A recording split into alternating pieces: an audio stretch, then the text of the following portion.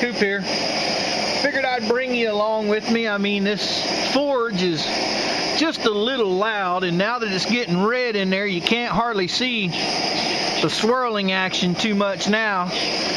But that's exactly what you want when you make one of these forges. You want that swirling effect.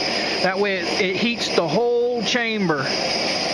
But we're going to go ahead and slap a knife in there and see how long it takes us to heat treat this puppy. Just figured I'd show you guys what I quench. I've got my quenching oil here. I use regular, great value vegetable oil, guys. I like it better than motor oil because it doesn't put as much nasty scale build up on your blade. But little old forge works.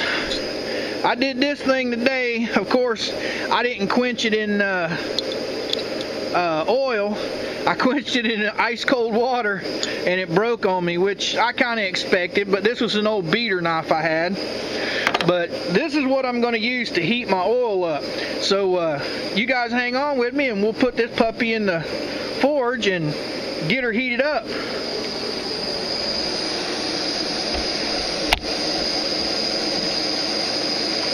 Now remember, guys, anyone messing with any forge or anything like this, be safe with it. Use all the proper equipment, eye gear, all that stuff. Don't do something stupid.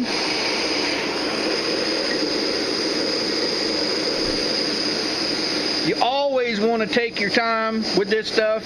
Respect this fire, because if you don't, it will burn you. Anyway, guys, I'm going to pause here and we'll pick back up here in a little bit when I put the blade in there. We're going to heat treat 3 of them tonight. Going to heat treat this one first.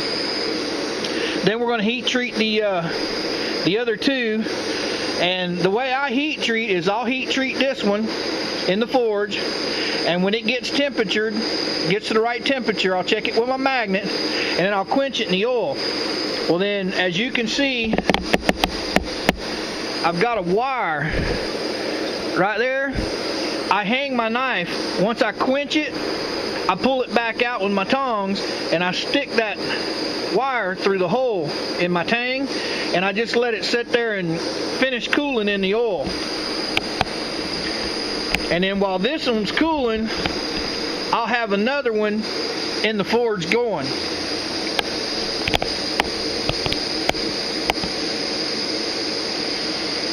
Sun's going down, so we should get some pretty cool footage of this forge working when the lights go out, or when the sun goes down a little bit more.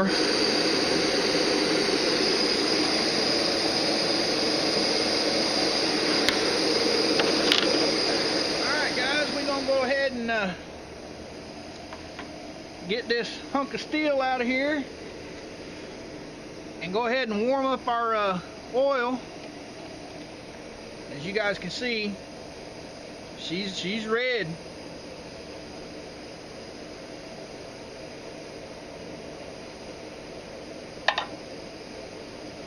Just let that sit there and warm that oil up. We'll go ahead and put our first blade in there.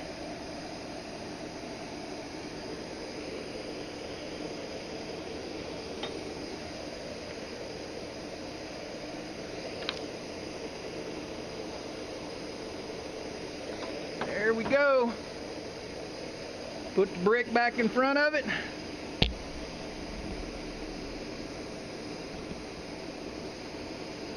We're just going to leave the brick off of it. Let it heat up slowly. I don't want to heat it too fast. Don't want to suck all of the carbon out of it.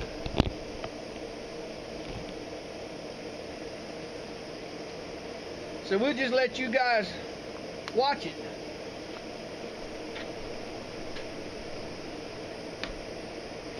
We got our trusty handy dandy magnet there. I'll pull it out here in just a minute. We'll check it to see if it's still magnetized. Once it goes non-magnetic, we'll quench her in the oil.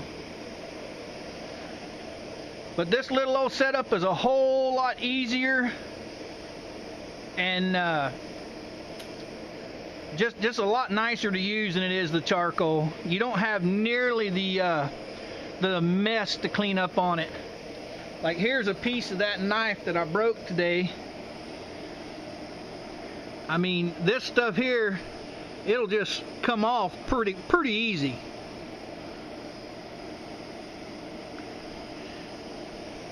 And I think the little old forge is working just fine.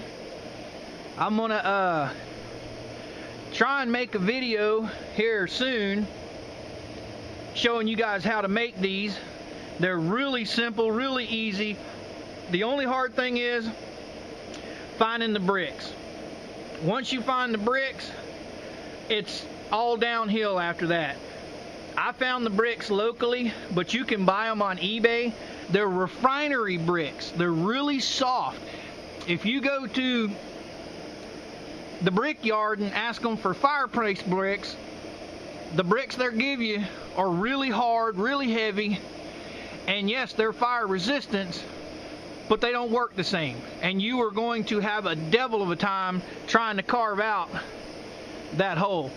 But with these bricks, they're really, really light, and I think the temperature on them is all the way up to 2,600 degrees. Just like what's on this brick right here. And these are 2.5 by 5, I think, by 9. So it makes a nice size forge. I'm gonna go ahead and check her again.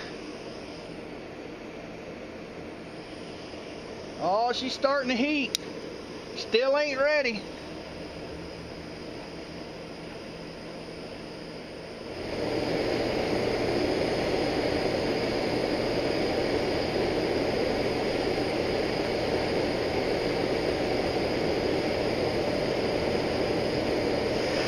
Alright guys, here we go. Test it with our magnet. She's not sticking where she don't need to be. That means she's ready to go.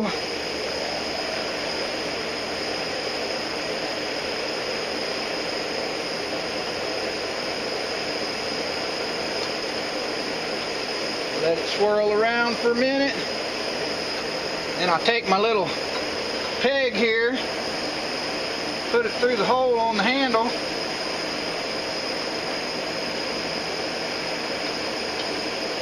And just let her sit there and cool all by herself. Alright guys, you've seen how I heat treat now. You've seen how the little forge works.